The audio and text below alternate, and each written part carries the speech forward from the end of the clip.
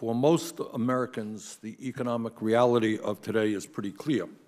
For the last 40 years, the American middle class has been disappearing, while the people on top, the wealthiest people, have been doing better and better and better. Today, real median family income is almost $5,000 less than it was in 1999. The typical male worker, despite huge increases in productivity, made $783 less last year than he did 42 years ago after adjusting for inflation. The typical female worker is making $1,300 less than she did in 2007. Despite the modest gains of the Affordable Care Act, 40 million Americans continue to have no health insurance, and more people are living in poverty today than almost any time in the modern history of America. Despite a significant improvement in the economy since President Bush left office, real unemployment is not 5.5%, it is 11%, counting those people who have given up looking for work or working part-time when they want to work full-time. Youth unemployment, the future of our nation, is 17%, and African-American youth unemployment is far higher than that. Throughout this country, a significant number of young people have given up the dream of going to college because of the high cost of tuition, while millions of others are struggling with the yoke of excessive debt around their necks. And I'm sure that every member of this committee has talked to young people who are trying to figure out how they deal with $50,000, $80,000 of debt for the crime of having gone to college. The federal minimum wage today of $7.25 an hour is a starvation wage, and half the kids in public schools are eligible for free or reduced price school lunches. And while the middle class disappears, the people on top and the largest corporations have never had it so good. And any serious discussion of deficit and debt has to take that into consideration. Today, the top 1% earns more income than the bottom 50%. And since the Wall Street crash of 2008, over 99% of all new income goes to the top 1%. Corporate profits are soaring, and CEOs now earn over 270 times what their average employee makes. Today, incredibly, the top 0.1% owns almost as much wealth as the bottom 90%. And the wealthiest family in this country, one family, owns more wealth than the bottom 42% of the American people. The fact of the matter is that over the last 40 years, we have witnessed an enormous transfer of wealth from the middle class and the poor to multimillionaires and billionaires. Between 1985 and 2013, the bottom 90% of the people in our country lost $10.7 trillion in wealth that it otherwise would have had if the distribution of wealth had remained at the same level as it was in 1985.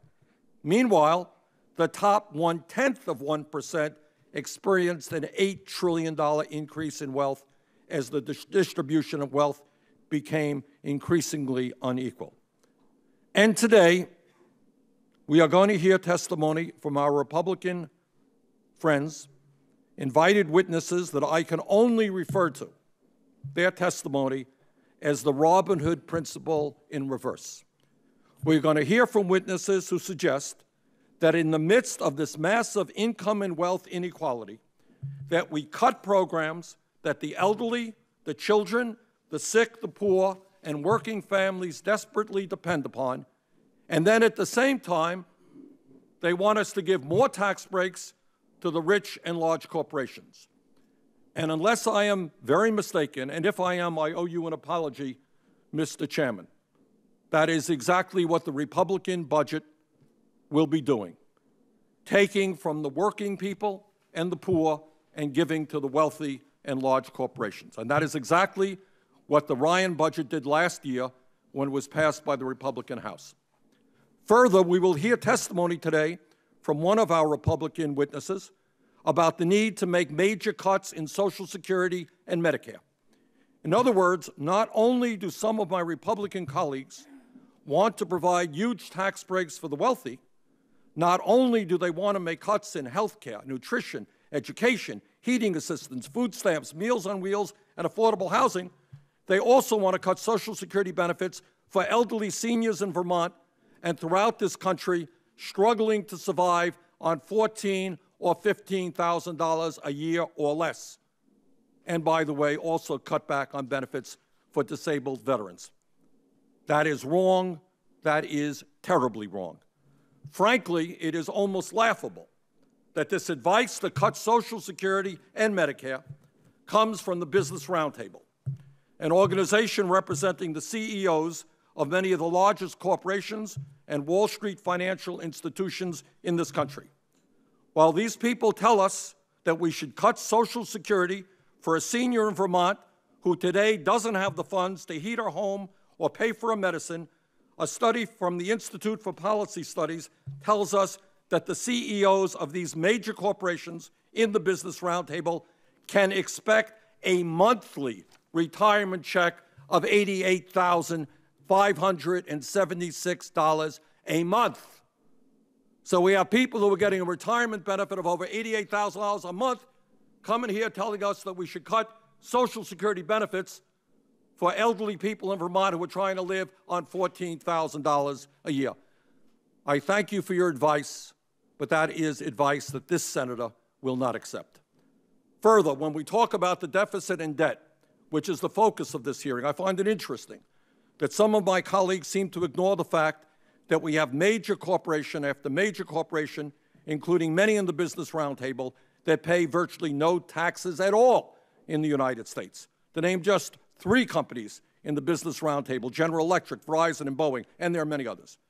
These are enormously profitable corporations that in some recent years have paid 0 in federal income taxes. And today we're going to be lectured about how we have to cut programs for working families to balance the budget.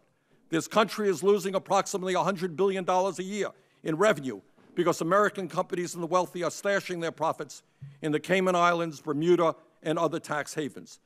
The situation has become so absurd that one 5-story office building in the Cayman Islands is the home of more than 18,000 corporations. Maybe if we are serious about deficit reduction, rather than cutting Social Security or Medicare, we might want to examine that reality. Last point, if we are serious about lowering the deficit and the debt, the best way to do that is not by developing an austerity program which increases suffering for those who are already hurting. The best way forward is to create a full employment economy with jobs that pay good wages. When people work and when people have jobs, they pay taxes. When people have jobs that pay them a livable wage, they no longer need government programs, in my view. The best way to do that is to rebuild our crumbling infrastructure, to put millions of people back to work. And I would all of us hope to remember, that the last time we eliminated the deficit from 1988 to 2001, we had a full employment economy.